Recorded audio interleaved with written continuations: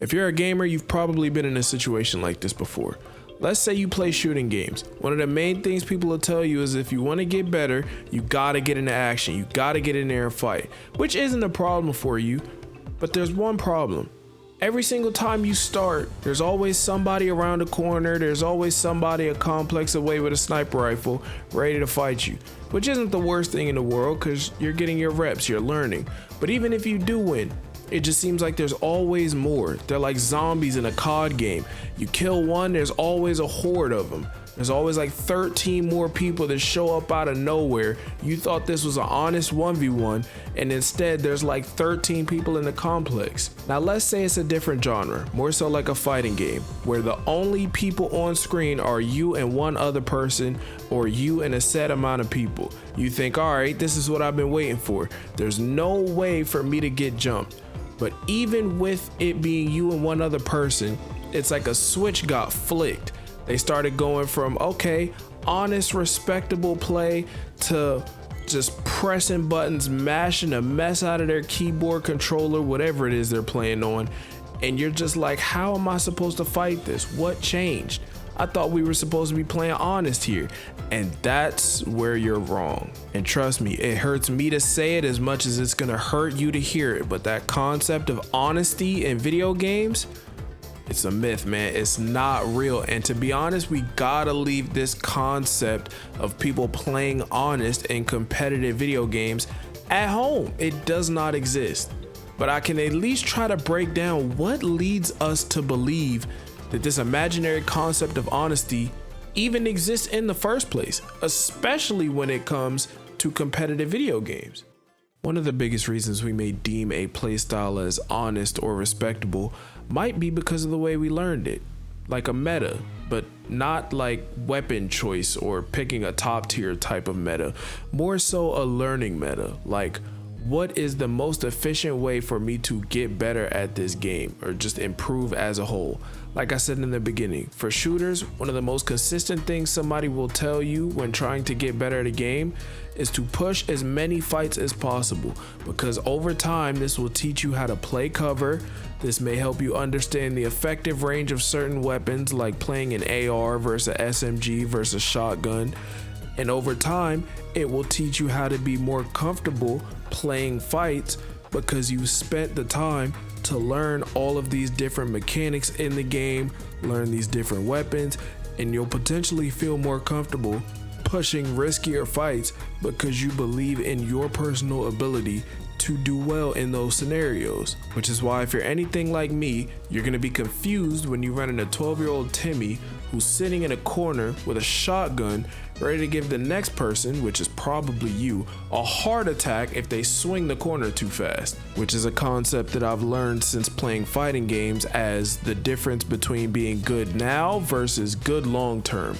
Sitting in a corner with a shotgun might make you good now because I'm getting all my kills without having to put my life in danger unless somebody expects me to be there, versus good in the long term of, hey, my aim got better, I understand the mechanics of the game a lot more because I've put myself in situations where I had to learn it.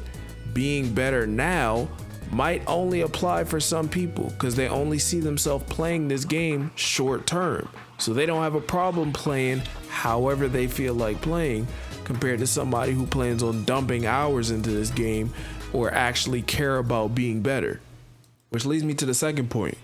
Why should they even care what you think, right? We see it all the time in fighting games. If you play a zoner, you're lame, you don't want to play the fighting game, you're scared to get active. But then if you play a rushdown character, a character that's capable of playing neutral, but has tools that allow them to just skip to being right in front of your face and making you uncomfortable, it's, oh, you're brain dead, you're just mashing buttons, right? Somebody's always gonna have something to say about how you play, who you play, or if it's a shooter, what guns you decide to use, right? There's always gonna be a problem somewhere.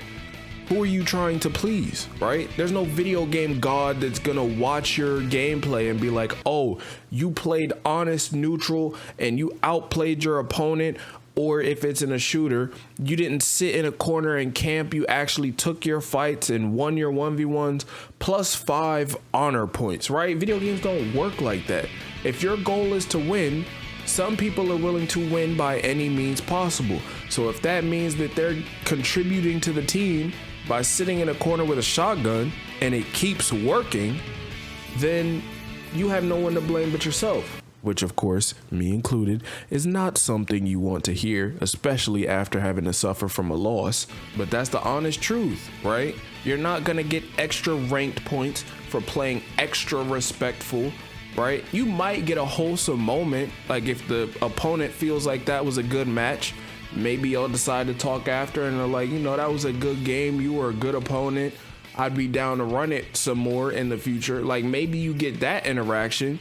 But past that, you don't get any brownie points for this imaginary concept of playing respectful or more honest than another person. And trust me, just because I'm making this video, I do not have everything figured out by any means. If anything, I'm just like y'all.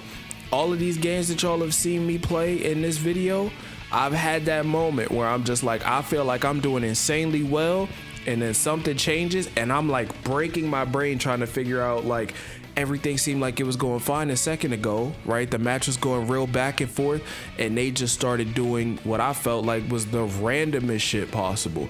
And I'm like, what changed? I thought we were having a good little back and forth right here. I guess you just decided enough was enough and you just started pressing every button on your controller. So keep that in mind for the next game you play, regardless of whether you decide to play as a casual or if you're like me and feel like you just want to get cracked at every single game you touch. It's okay for you to be angry. It's all right for you to get upset. But this concept of everybody has to play a certain way or everybody's going to play honest, that shit is fake, man. I'm sorry if this is your wake-up call or you've heard it before and you're finally starting to understand it like I am, but there's no other way for me to break it down to you, man. Good luck out there, though. Y'all know the deal, man. If y'all end up liking the video, let me know in the comments. Drop a like on the video. Send it to one of your friends that might be like me, right? They just hold on to this false idea of honesty in video games and feel like other people just playing lame. Send this to them if you know somebody that's like that.